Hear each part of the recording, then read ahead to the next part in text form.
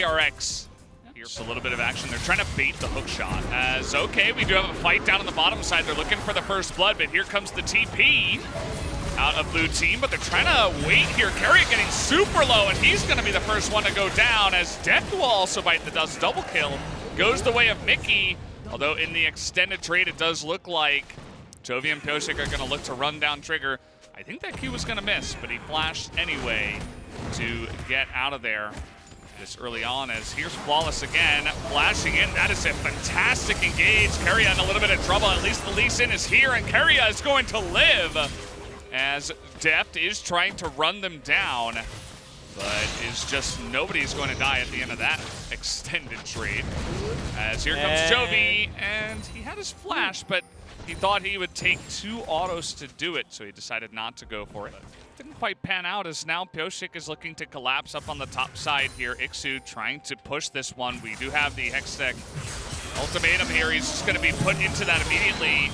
And the burst damage, not enough just yet, actually. The sustain out of the Aatrox is insane with that ultimate available.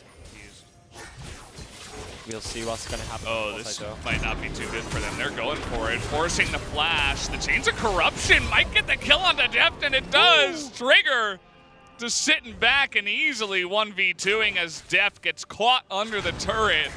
But they do not have healing reduction item yet, so I'm not sure if it's going to work. Oh, and here comes Flawless, too. They're going to try to bait him into it. We got a TP coming in, too. They don't have the burst damage to kill this Aatrox. They finally do it.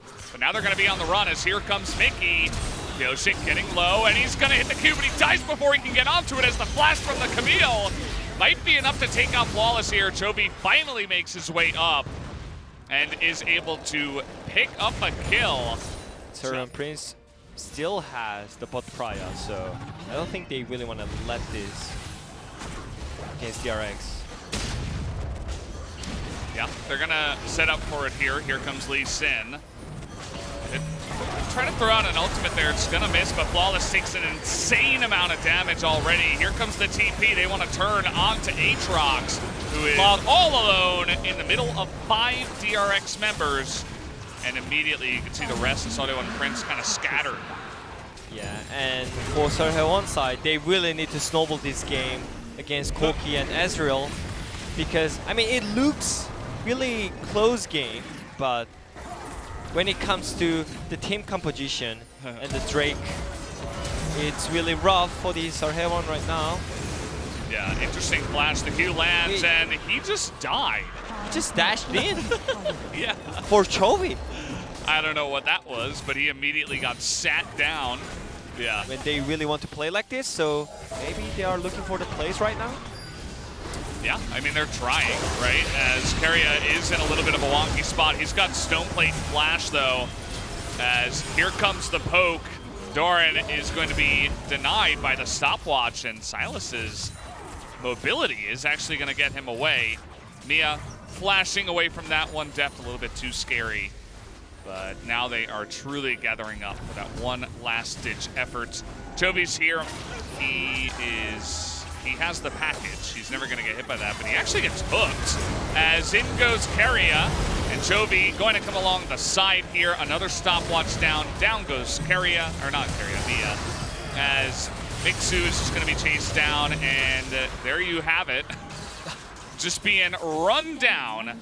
Not that the Silas is going to be able to do too much damage at all.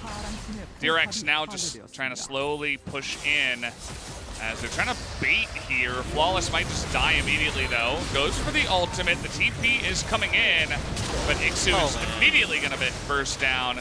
Now Flawless, he's in a bit of trouble. The Lee Sin, you can see, is looking for it. In goes Doran, and they're going to take down 3 already. As Mia alone and Trigger now alone. They're just going to go for it, man. They're not going to hold back. DRX is just going to push it in. They have a wave in the mid lane, and it looks like they'll go to try to end the game now. Yeah, again, I don't think DRX played any kind of special. They were just farming, by the way. They were just farming in the lane, and just randomly Seoheon Prince just gave up the game. So, yeah. That's going to do it.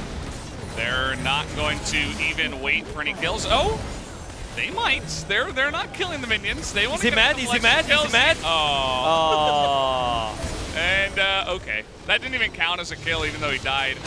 Down goes the Nexus as DRX once again are going to Running declare. into him. Yeah, it's true, and he got fed because there were. Welcome to the post-game analysis between Seoreon Prince and DRX Game 1. We're joined by Chunghyun Lee, as well as Pawn and Lyra.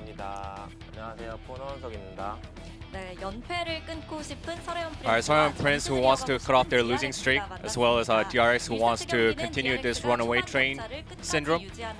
And DRX was able to maintain composure throughout the entirety of the game and took Game 1. Well, recently Varus has been released often in the recent drafts. A lot of the top contending teams tend to think that Ezreal is viable to play against Varus. And also Def likes to play unconventional picks against standard ADCs as well, so it will be very curious what he picks in the final lane games. Also, it's because Ezreal goes for the Iceborne Gauntlet along with the Death Stance. And initially I believe SP was able to grow the Snowball because of their early leads gained in the bottom lane. And there are room for the Rek'Sai to make plays. However, once they fell behind in the mid game, they weren't able to recoup from it. Maybe Varus can act as a trap card, so I guess a lot of teams have to be more wary of it. And Chovy's Corki needed time to develop. However, Corki was able to dominate Sylas from the get-go. Well, Corki shouldn't usually win against Sylas in the laning phase, however, Chovy's Corki managed to do so. And once an incident occurred at the bot lane, and Sylas took 2 kills and was in a good situation. However, Chovy managed to help Lee Sin to pick up double kill, as well as you see the mid lane. Corki was able to shove in the wave before his TP. So, and then he also shoved the bot lane wave as well before he returned to his respective lane.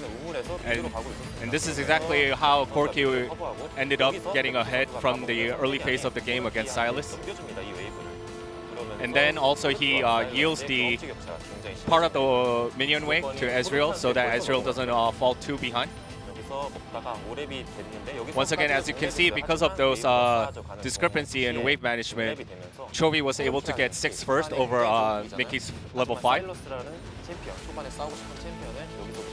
And then he completely negates the tendency of Sylas, which is a champion that wants to fight from the early phase of the game due to the level difference. Also, he purchased Cull just to as an insurance policy for the late game as well. And due to the combinatorial effects of these two, Corki was able to display a sheer potency in the mid game of the mid phase of the game. And SP, who felt like they were behind, and they tried to put the brake on to DRX's plays, but failed to do so. And this is right before the Drake respawning, and then Chovy was able to use the ultimate, but it wasn't really too effective. And also Rek'Sai and Thresh had vision advantage over DRX near the Drake pit.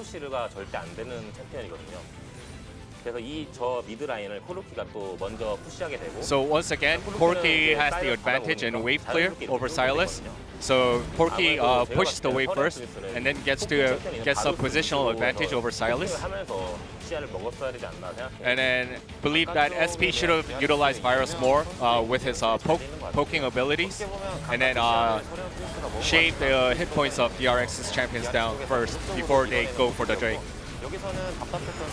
And Seoreon Prince tried to get onto the Drake, and as well as Aatrox TPing in, but DRX was able to isolate Aatrox first, and then get the kill on it, and then take the Drake afterwards. So the snowball turned into a complete avalanche, and DRX was able to seal the game off within 28 minutes. Let's check the player of the game for game 1. Personally, Fawn thinks that it should go to Corki, and it is Corki indeed. So Chovy accumulates 300 POG points. And Corki usually needs time to develop and start to exhibit its firepower, but Corki was able to do that from the get-go. And once again, Corki with a brilliant TP play to support the top lane and gets a kill on there.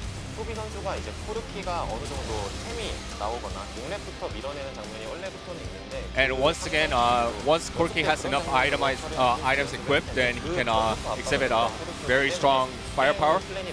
However, Corki was able to get ahead of Silas from the early game as aforementioned. So this is why that Corki was able to snowball the game even further and end the game hastily.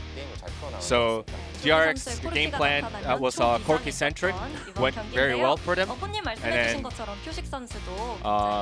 Pyoshik also got some recognition, getting 4 votes out of 12.